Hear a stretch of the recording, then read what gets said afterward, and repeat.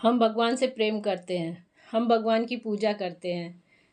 हमारी भक्ति एक तरफा होती है। भक्ति तो वो होती है जिसमें भगवान हमारे लिए स्वयं तरसने लग जाए, हमें देखने के लिए, हमें एक बार हमें सुनने के लिए। वो ही भक्ति है। कुंज बिहारी शेरदास। राधे राधे सभी को मेरा। आज ऐसी ही एक वृत्तांत मैं सुनाऊंगी जनाबाई का। जनाबाई छोटी सी थी जब अपने माँ बाप के संग पंढरपुर आई आषाढ़ी एकादशी को। उन्होंने भगवान के दर्शन किए और यही सोचती रही कि मेरे प्रभु आज कितने थक गए होंगे, कितने उनके पाँव में दर्द हो रहे होंगे। भगवान विट्ठल, काश मेरे पास होते तो मैं उनके पैरों की मालिश करती घी से। उनको बहुत दर्द हो रहा होगा। यही सोचते पूरा दिन उनका निकल गया। रात हो गई, सारे सब लोग सो गए, पूरा पंढरपुर सो रहा है, लेकिन उनके यही है कि मेरे भगवान थके होंगे, उनका पाँव में दर्द हो रहा होगा।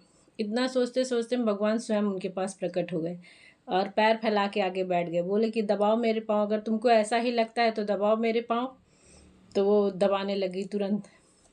जनाबाई उठी, फट से उनके पैर दबाने लगी और पैर दबाते दबाते उनसे बातें कर रही हूँ। पूछ रही है, प्रभु आज खाना पाए थे? तो बोले, प्रभु हाँ पाया था। तो क्या पाए थे आप? मैं आज दाल चावल रोटी सब्जी, जो मंदिर का प्रसाद है वो पाया था। अच्छा, कल क्या पाए थे प्रभु? तो उन्होंने बताया, कल भी यही खाना था, दाल चावल रोटी सब्जी और पूरन पोली, रोज यहाँ यही मिलता है। अच्छा, आज से 4 दिन पहले क्या पाए थे? तो 4 दिन पहले भी यही भोजन था। तो कहे, आपका मन नहीं भरता? आपको अच्छा लगता है रोज रोज एक खाना? तो कहे, क्या करे, जब भक्त इतने भाव से बनाता है तो हमें पाना ही पड़ता है। कहीं मैं आपके लिए अच्छा अच्छा पकवान बना के लाऊं? तो कहे, तुम बनाओगी मेरे लिए? कहे, हाँ मैं लाती हूँ। तो वो गई जनाबाई, जल्दी से किचन को, अपने रसोई को शुद्ध किया और उसके बाद उसमें उनके लिए सुंदर सुंदर पकवान पकाए और लेके आई, प्रभु के आगे रखा, परोसा प्रभु को। प्रभु ने उसकी खुशबू से ही प्रभु को बहुत अच्छा लगा। उन्होंने उस प्रसाद को खाया, जल्दी जल्दी खा रहे थे। तो जनाबाई ये बैठ के देख रही थी। उनके जी में आया कि एक और मैं भी इनको खिला देती, लेकिन उनकी हिम्मत नहीं हुई बोलने की ये शब्द। वो देखती रही, प्रभु जल्दी जल्दी खा रहे, कभी उनके वस्त्र पे गिर रहे हैं, कभी बाहर थोड़ा सा लग जा रहा है, कहीं कुछ हो रहा है। तो कह रही, प्रभु आराम से पालो, इतनी जल्दी क्या है, जाना कहाँ है तुम्हें? कह रहे हो, अरे अभी 3:30 बजे मंगला आरती का टाइम हो जाएगा और मुझे वहाँ पहुँचना है, सब मेरे दर्शन के लिए आ जाएंगे। तो जल्दी जल्दी खाए प्रभु। बोले कि कल मैं फिर आऊँगा, और कह के चले गए। ठीक है, जनाबाई फिर गई। तो रात को फिर आए प्रभु, फिर उनके लिए भोजन पकाए। रोज चलने का लगा, 3 दिन 4 दिन 5 दिन ऐसे दिन बीतने लगे। एक दिन देखा रुक्मणी जी ने, रोज रात में कहाँ जाते हैं प्रभु? तो उनसे कहा, आप रोज रात को कहाँ जाते हो? तो उन्होंने कहा, एक भक्त है मेरी जो रोज मेरे लिए अच्छा अच्छा भोजन पकाती है, मैं भोजन करने जाता हूँ। तो रुक्मणी जी ने सोचा, ऐसा क्या भोजन पकाती है जो ये रोज खाने जाते हैं? कितना सुंदर भोजन पकाती होगी वो। कहे, मुझे भी ले चलो वहाँ ना। कहे, नहीं नहीं, मैं तुम्हें नहीं ले जा सकता। कहे, क्यों? कहे, वो तो छोटी सी है ना, वो देख लेगी, कैसे करेगी 2-2 लोग का? वो बेचारी एक पूरन पोली बनाती है, थोड़ा सा दाल चावल, थोड़ा सा सब कुछ थोड़ा थोड़ा बनाती है, और फिर वो तो छोटी है ना, 2-2 लोग का मैं उस पर भार नहीं डाल सकता। और फिर तुमको देख के वो असहज हो जाएगी, फिर मुझसे बातें भी अच्छे से नहीं करेगी, ये कह के प्रभु कहे, नहीं कहे, फिर भी मैं चलूंगी। रुक्मणी जी बोली। तो कहे, ठीक है चलना, दूर रहना, दूर से देखना, लेकिन बीच में कुछ भी मत बोलना। तो कहे, ठीक है, मैं कुछ नहीं बोलूंगी। गए, देखा, फिर जनाबाई बनाई, भोग लगाई। वो देख रही थी कि इतनी कृपा प्रभु की, इतनी कृपा कि एक जनाबाई को इतनी कृपा दे रहे हैं कि उनके बना हाथ का बना भोजन पा रहे हैं प्रभु। हमें तो ऐसा कभी अवसर ही ना मिला। तो जनाबाई खिला रही थी, जनाबाई देख रहे थे खाते खाते, खा रहे थे प्रभु, खाते खाते उनको देखती रहती। ऐसे ही रोज दिन बीत रहे थे। एक दिन आए प्रभु।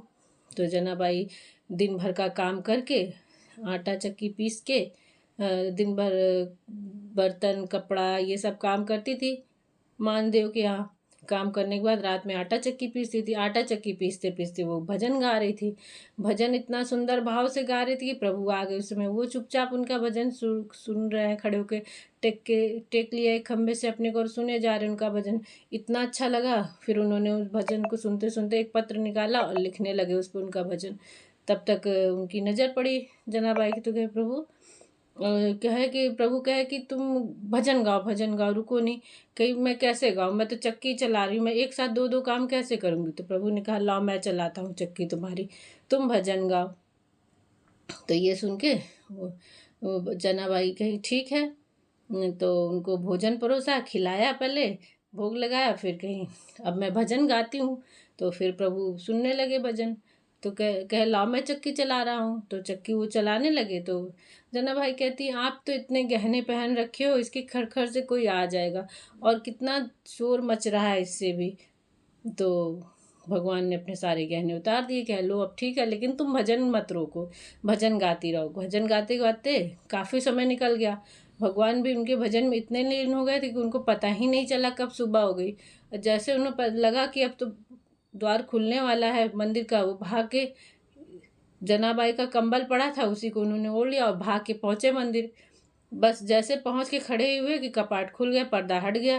पर्दा हटा तो सब लोग आश्चर्य से देखने लगे। भगवान के एक काला कंबल ओढ़े खड़े हुए हैं। अब तो भगवान से दो गलतियां तो हो गई थी। एक तो वो अपने गहने जनाबाई के यहाँ छोड़ आए थे, दूसरा कंबल ओढ़ के खड़े हो गए थे। अब तो सब उनको ध्यान से देख रहे हैं कि अरे इन्होंने तो कंबल ओढ़ रखे हैं। फिर तब तक एक पुजारी बोले अरे इनके गहने भी नहीं हैं। तब तक मान सिंह जी ने देखा ये कंबल तो देखा हुआ लग रहा है, अरे ये तो जनाबाई का कंबल है। उन्होंने ऐसे बोला। अब लोगों ने कहा कि अरे अच्छा अच्छा, जनाबाई के साथ लीला करके आए हैं प्रभु। फिर तब तक देखते हैं कि पंडित जी की उनके शरीर पे गहने नहीं। बोले अरे इनके गहने सब चोरी हो गए। ये बात तुरंत मंदिर में फैल गई। सब कहने लगे अरे कंबल तो जनाबाई का है, तो गहने भी उसी ने चुराए होंगे। चलो चलो उसको, उसके पास सब भाग के गए, बुलाए जनाबाई इधर आओ। तो जनाबाई बोली हाँ। तो कहे कि तुमने प्रभु के गहने चुरा लिए। बोली नहीं नहीं मैंने नहीं चुराए। तो उसका घर में देखा गया, तलाशी लिया गया, तो उसमें गहने निकल आए प्रभु के सारे। तो कहे तुमने ही चुराए हैं। पर वो हटकी कि नहीं नहीं मैंने नहीं चुराए, लेकिन कोई माना नहीं।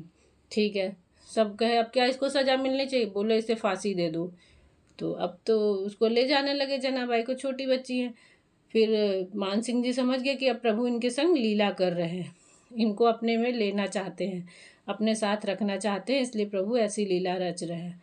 मान सिंह जी समझ गए थे। तो ले गए, उनको फांसी देने के लिए तैयार की गई सूली। अब जब वहाँ पे उनको खड़ा किया गया तो सारा सूली उनका पानी में, अजीब सा पानी चारों ओर से चलने लगा और जनाबाई उसी में घुल गई। लोग देख रहे हैं कहाँ गए, प्रभु ने तो उनको अपने पास ले लिया था, अब उससे तो कोई देख नहीं सकता था। तो लोग, बहुत से लोग अपने आप को कोसने लगे कि इतनी भक्ति थी भगवान की, हमने ऐसे कैसे कर दिया, हमने ऐसे कैसे किया। सब यही सोचने लगे, बोलने लगे, सब कोई माफ़ी मांग रहा था, कोई कुछ। तो जनाबाई को प्रभु ने अपने साथ रख लिया। भगवान ऐसी लीला करते हैं, जिसको वो प्यार करते हैं उसका साथ नहीं छोड़ते। भगवान जनाबाई को अपने साथ ही रखने के लिए ले गए। उनकी लीलाओं उन एक वो ऐसे प्रभु जो जो अपने जनाबाई के हाथों से उन्होंने भोजन पाया।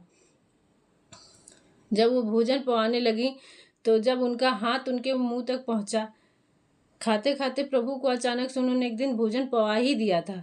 तो उनका जब हाथ उनके मुंह तक पहुंचा तो कहती हैं और रुक गया हाथ। जनाबाई बोली, खा रहे थे प्रभु, मन में एकदम लीन हो गए थे कि ये भी पाओ ना प्रभु। ऐसे कहते उन्होंने भोजन उठाया, उनके मुंह तक हाथ तुरंत झटके से पहुंचा दिया। और जैसे प्रभु ने भी तुरंत भोजन में लीन थे, उन्होंने बिना कुछ सोचे मुंह खोल दिया। इतने में उन्होंने, जैसे उनका मुंह उनके हाथ तक पहुंचा, उनका मुंह खुला का खुला रह गया।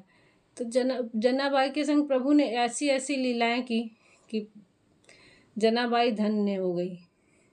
हम सबको भी प्रभु के जनाबाई के जैसे तो नहीं बन सकते, लेकिन हाँ भक्ति तो कर सकते हैं, दिल से, श्रद्धा से, सच्चे मन से। कुंज बिहारी श्री हरदास। सभी को मेरा राधे राधे।